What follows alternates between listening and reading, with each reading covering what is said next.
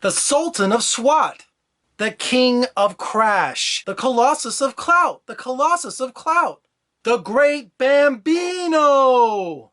Turner Classic Movies and my picks for the 4th of July. Let's do this!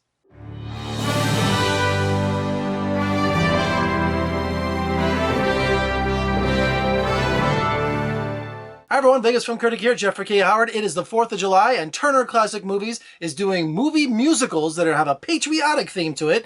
And if none of those tickle your fancy, I've got a couple picks myself. From 1949, it's On the Town. This was the first movie musical that was shot on location all around New York.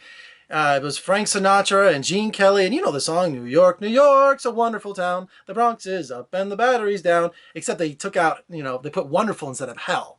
When I was a little kid, I'd be like, hey, it's a hell of a town. My parents would flip out on it. So anyway, it's an incredible musical because they go all around different locations you can see in New York City. And I think they only had maybe a week to do it. They went out and shot all these location shots and the rest was on a downstage. But they were hiding the camera in vans and all that kind of cool stuff. So if you haven't seen it On the Town, it is a classic and it's just amazing to see New York in this time capsule. Seven Brides for Seven Brothers. This was a musical introduced to me by my brother Scott back when I was a little kid. It was on regular television. This is way before cable and way before Turner Classic Movies. And he just loved he just loved Seven Brides for Seven Brothers. You got Howard Keel and Jane Powell. And Howard Keel is a mountain man who has 7 brothers. And he comes to town looking for a wife. And I'll be dogged if he didn't get one. Brings back just to be the slave to all the other brothers. Then the other brothers find out the other sisters, and you have 7 brides for 7 brothers. Probably one of the greatest dance sequences in film, choreographed by Michael Kidd, the barn raising sequence. I just love that music. I love that whole sequence. I've been a fan of this movie for more than 30 years. 7 Brides for 7 Brothers. When I was in high school, when I was 16 years old, I had mono. My girlfriend gave me a mono. I know. Yeah, thank you. Thanks a lot, Michelle. But there was a musical that was on HBO at the time that I saw over and over and over, The Music Man with Robert Preston. The first time I saw it, I was just completely taken by it, especially the song You Got Trouble Right Here in River City. I was determined, this is back during VHS days, the big top loaders, I was determined to learn that song. So I love when You Got Trouble Right Here in River City, why, sure, you're sure, blah, blah, blah, I won't do the whole thing, embarrass myself. But I know every word to You Got Trouble. I know every word to everything from Meredith Willson's The Music Man. If you have not seen it, I have not met anyone who has not seen this musical and just been changed by it. It's just the most wonderful musical ever, especially Marion the Librarian. What a great sequence. And Robert Preston, he's just perfect to play Harold Hill. And 2 more films rounding out the 4th of July programming for Turner Classic Movies, keeping with their musical theme. Annie, Get Your Gun, which is a fantastic musical. And 1776, which is a musical about the Founding Fathers. I've seen this 2 or 3 times. I just don't get it. I just don't think the songs are catchy. I don't think that it's interesting at all. I think the actors are blah. So just don't watch 1776. Well, if you haven't seen it, I've seen a lot of movies on Turner Classic Movies that I've never heard of and I just end up falling in love with. But I just don't like 1776. So stay away from it, in my opinion. All right, say you're not interested in watching Turner Classic Movies, which I have no idea why you should watch Turner Classic Movies. But if you want to go off the grid, here are a few of my picks to watch on the 4th of July.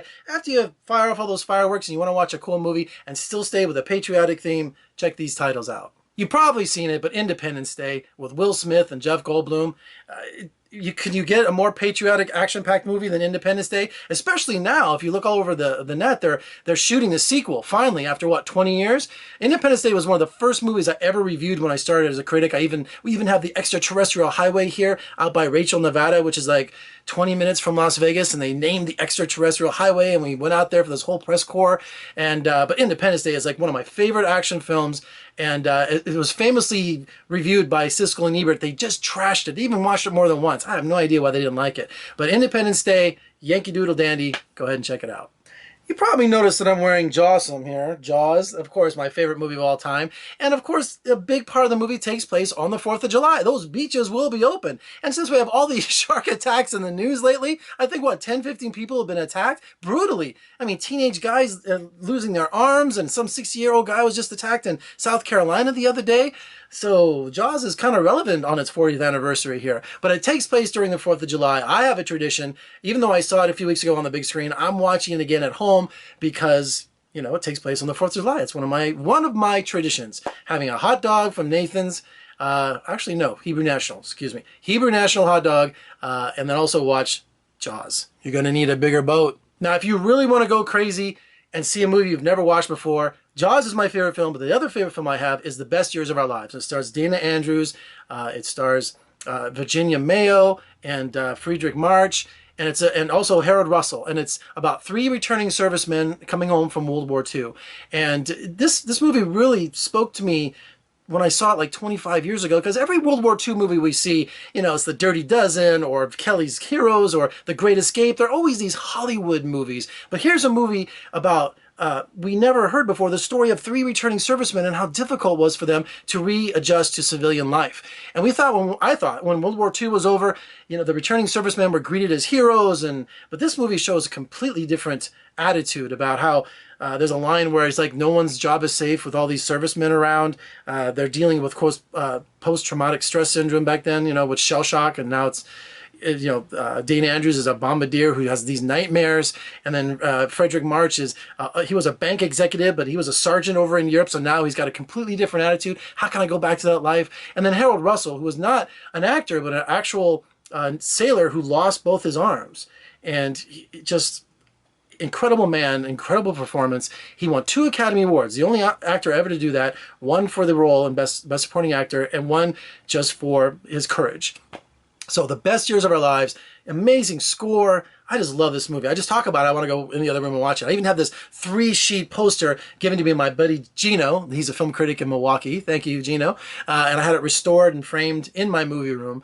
But The Best Years of Our Lives, it'll change your life. It'll give you a whole new perspective on World War II and our veterans. And of course, my final movie for the 4th of July, my pick, let's see if you can guess what it is. Smalls, you mean to tell me that you went home and swiped a ball signed by Babe Ruth and actually brought out here to play with? That's right, The Sandlot, which is probably one of the greatest coming-of-age movies of all time, as I almost hit the camera with the bat. We'll just put that down. It has a great 4th of July sequence in it when they'll have this block party and the hot dogs and the fireworks, and it's just everything about America in The Sandlot. Baseball, apple pie, and Chevrolet. Do you remember that commercial? Am I that old? Sandlot, you have to watch it.